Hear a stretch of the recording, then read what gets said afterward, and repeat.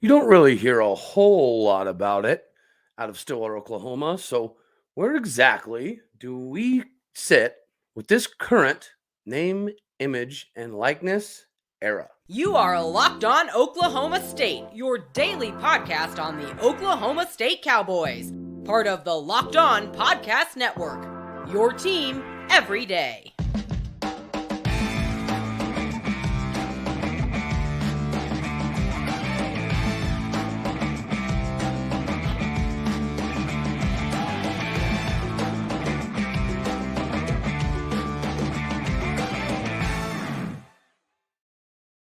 Howdy, y'all, and hello, all. Welcome back to Locked On Oklahoma State, your daily stop for all things cowboy and cowgirl related. Today, I wanted to thank you kindly for stopping by and making this your first listen here on Locked On Oklahoma State. Today, we are partially brought to you by Upside. If your change a little strange or your money's acting slightly funny, go get the Upside app. It's going to help you out tremendously. Today, we get to take a little bit of a break from the Gundy saga.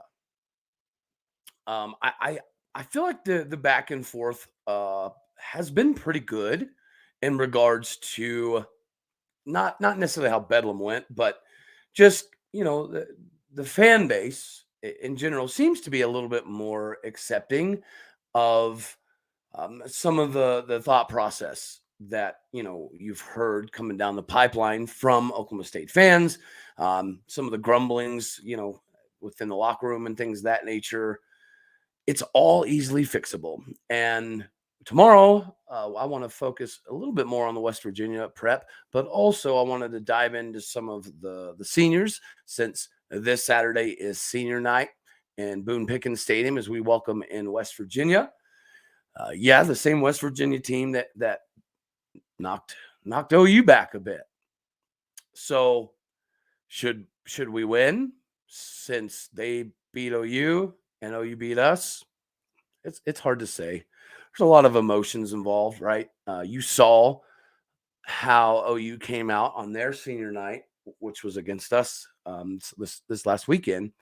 They were inspired. They were fired up, ripping, roaring.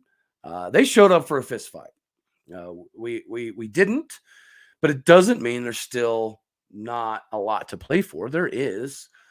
One of the things that you love about bowl games and why sometimes they get taken for granted is even if you don't make the bowl that you are hoping to make at the beginning of the season, it still gives you an additional, couple weeks at least of extra practices, extra preparation, which is why in bowl games you typically will see players that you haven't seen a lot during the course of the season, because a lot of places will play some more underclassmen.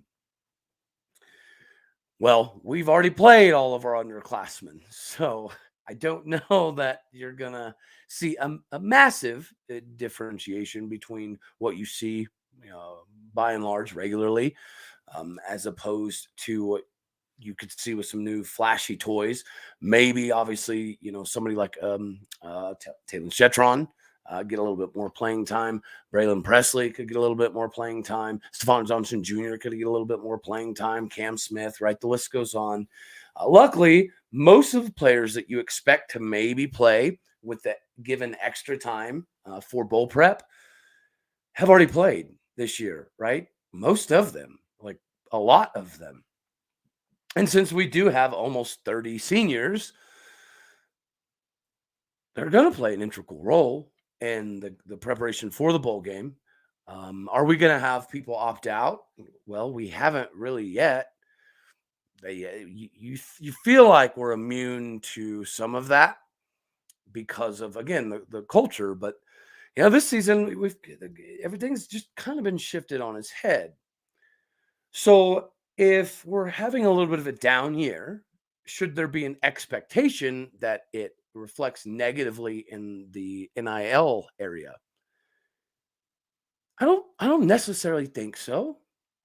Obviously, the more success you have, the better it's going to be, right?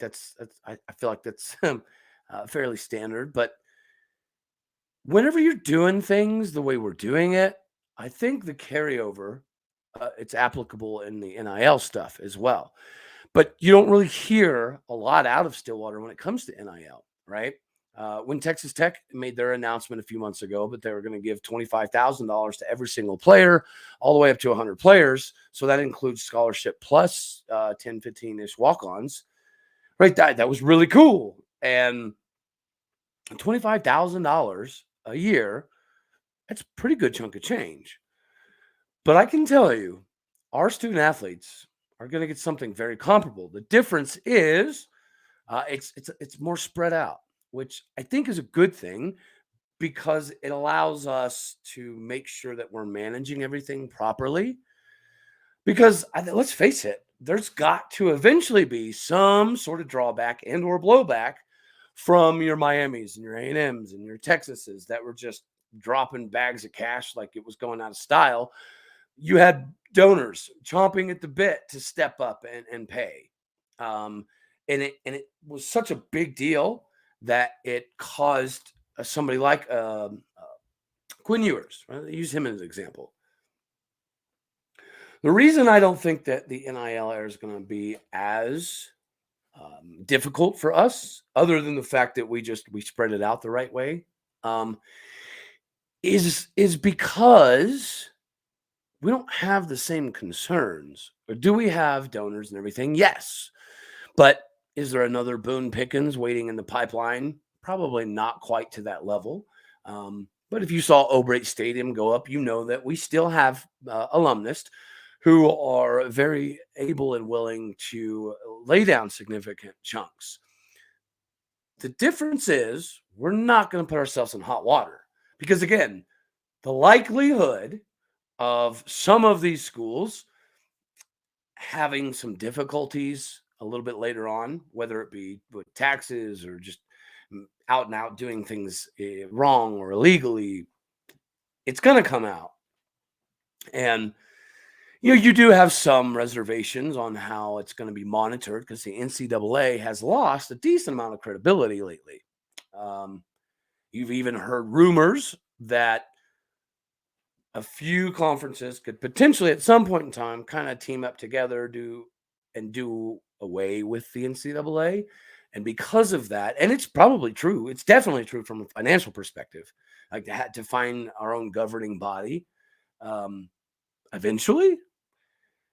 With that, I don't think the NCAA is going to step on too many toes, but eventually, right? Players inevitably talk. Oklahoma State is not completely immune. Do we get wrapped up in that type of thing? No, just because we don't have an overabundance of cash rocking and rolling, but it can happen. Which is why I think we really need to kind of break down some of this NIL stuff. But before we do that, as I mentioned earlier, we are partially brought to you today by Upside. Please go download the free Upside app because it's going to help you put cash back in your wallet, whether it be for gas or you're going to use it for the holidays, festivities coming up, right? Turkey Day is right around the corner. And all those groceries you buy, you could potentially get up to 30% back in selected cities. They've got over 45,000 merchants all across the United States. So you're going to be covered just about anywhere. Go download the free Upside app by using the promo code Locked On to get your first $5 or more off back to you on your first $10 or more purchase. Go download the free Upside app using the promo code Locked On now. So this NIL, we should probably kick it off with the most recent announcement, which is the NIL marketplace by a company called Opendorse. It is Opendorse. So open and endorse put together. Pretty creative. They're going to allow you and me to get access that we've never had previously, right? And I know that this is going to be a hit because a long time ago, my oldest son was a diehard J.D. Walsh fan. Every jersey, every year, in almost every sport, my son still wears number 4 to this very day.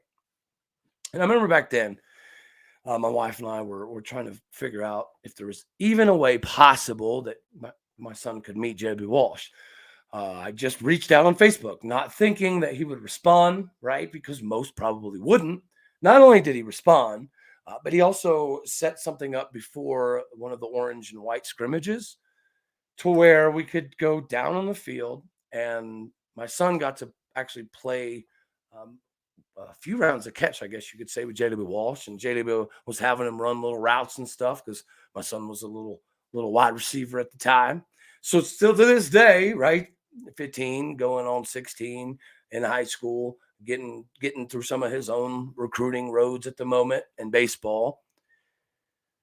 I know that if JW Walsh wasn't just that amazing of a person to not only do that, but he also was willing to meet us randomly a month later in the middle of town just to, you know, shoot the breeze with Logan a little bit more. Was that my oldest son's name?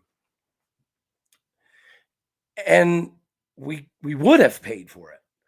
So now with this marketplace by indoors, it allows us to be able to kind of do some of that. If you go to okstate.com and you can find this new NIL marketplace stuff, every single player on campus that chose to participate has their own little profile. And you can now go on that profile as long as like all the standards are met and all the ducks get lined up properly. You can hire student athletes and darn near any sport to, do something to earn some of their NIL. So are we running around giving out bags of cash again? No, we're not. But from a financial perspective, I can assure you that there's not going to be a big difference between, your Oklahoma States and your Texas Techs and your Kansas States. It's part of the gig nowadays. And if you do things the right way, like that, another thing that we have is the Posse Star Fund, and that's based off of being a student athlete. Hence the first word, though, student. That one you can get a decent, significant chunk of change from there as long as your scholastics are lined up pretty good. And then the Spears School of Business, which is one of the most cutting edge business schools in the country at the moment. And that building, it's still fairly new. It's an impressive site, right? Boone Pickens Stadium is really, really cool. Gallagher Iba is really, really cool. O'Brate Stadium is first class, got voted the best stadium in the country at least 2 years ago. I think it was 2 years in a row, but I know 2 years ago it was voted #1 baseball stadium in the country. So obviously, do we have a Boone Pickens per se? Maybe not, but we've got plenty to work with without having to just throw it out there that we've got this guy and this guy and this guy and this guy and that guy. There's plenty of Oklahoma State student athletes that have gone on to the pros or have been very, very successful in business, and they do like to give back. So having that Spears School of Business help with some of that, it's massively beneficial to our students. And on top of that, they have to take a financial class. So they have to learn to be better financial planners in order to participate. So you got to have pretty good grades. You got to keep that squared away. And you have to participate in the financial planning to maximize every single opportunity. And you can, on top of the Spears School of Business, on top of the Posse Star Fund, on top of the Opendorse new NIL market. We also have the Pokes with a Purpose, which is a local nonprofit, right? And you've actually seen some pictures and videos of players like Brennan Presley signing autographs and talking to these little kids and going to hospitals and things of that nature. It's going to be something that we're able to capitalize on. And I'm glad that we are now being a little bit more open and to the public with some of this information and having the ability to connect with student athletes. I'm telling you, if you got kids, it's going to be a huge benefit to not only the kids, but let's face it, guys, a lot of us we're just kids. We're just kids in big old bodies and beautiful magical beards. That's about the only daggone difference between us and children. And we're a little bit more responsible. We don't tend to do as much crazy stuff. Instead of putting our hand on the stove now because we don't know better, now we do it for, money. So it's nice that these student athletes don't have to stress as much about this NIL situation. Oklahoma State is not going to be left in the dust by any stretch. And it's really, really good to see publicly that that is happening. Because I think a lot of people, including myself, did have some not concerns, but questions because Oklahoma State hasn't really been super, super transparent with what we're doing with NIL stuff. So it's good to see all this kind of come to fruition. So yeah, I think it's going to do just fine for us, regardless of the success on the football field. Obviously, the more successful you are, the more opportunities you're going to have, but it's not the end of the world if you're not. So let's shift a little bit to basketball. Tomorrow, we're going to break down again the West Virginia side of the game, as well as some of the senior stuff. Sorry if my throat sounds a little crazy. It feels a little crazy. So we just got back our men's basketball team from the Bahamas. It wasn't the greatest trip in the world. We dropped one to a future next year Big 12 mate and UCF.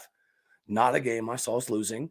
And then we play a pretty strong DePaul that has a history of going to the NCAA tournament, right? So we won that one. And it's just, unfortunately, that might be how the season goes. I hope not, but it might. Win games that we're maybe not supposed to, and then lose games that we're supposed to win. Again, I really hope not, because that shouldn't be happening with the amount of talent that we have. But as the men's basketball team comes home to play Tulsa on Friday, the women's team gets ready and prepared to head off to Cancun.